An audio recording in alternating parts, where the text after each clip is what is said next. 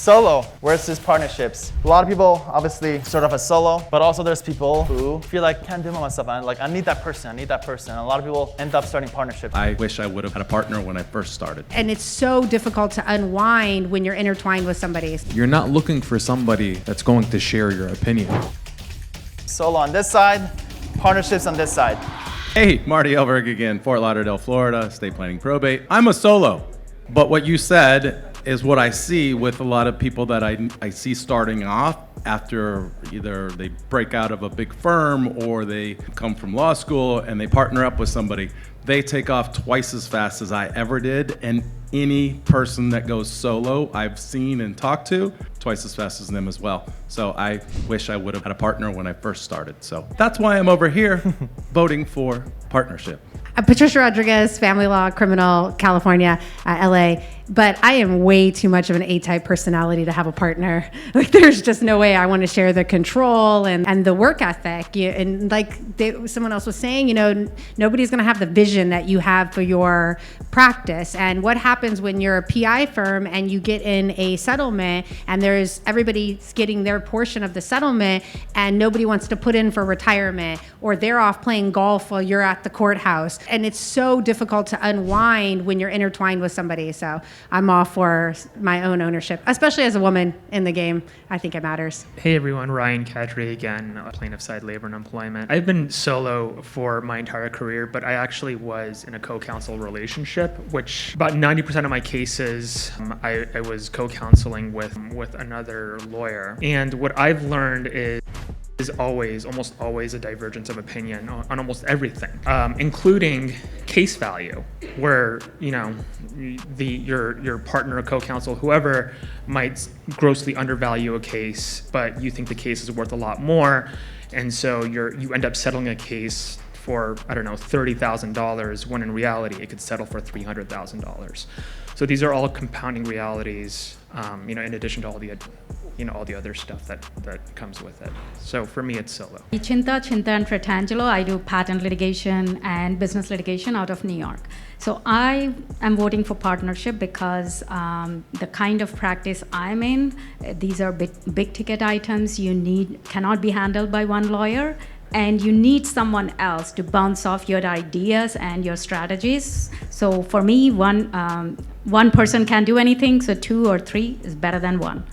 So I'm the person who got burned not once but twice in a partnership, okay? Still fighting. And here's why.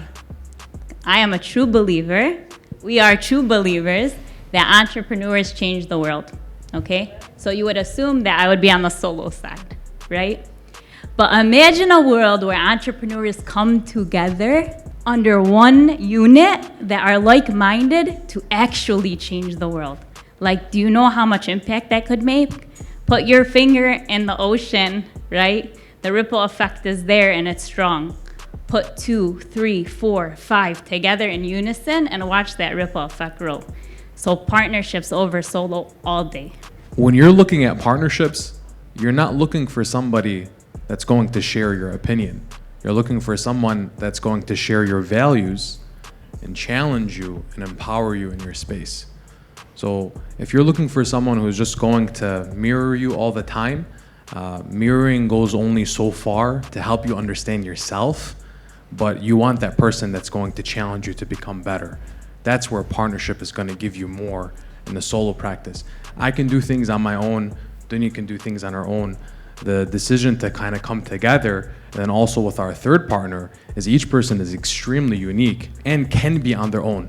We actually don't need each other. Dunya does not need me, but she wants me with her. I want to be with her to empower each other and then escalate and kind of take our growth to a whole different level. And I'll tell you, actually, when I joined MLA, Sam told me, he's like, why don't you just do it with Dunya? And that was actually something at that time, I was doing it on my own. I was actually at a big law firm, and I was trying to see how I can integrate some of these principles in the space I was in. And that was something that stayed in the back of my mind. And then I ended up coming back and then working with Dunya and saying, hey, let's just do this together and make it happen. Nice. And we're here now. Partnerships are harder. Let's just get that out of the way.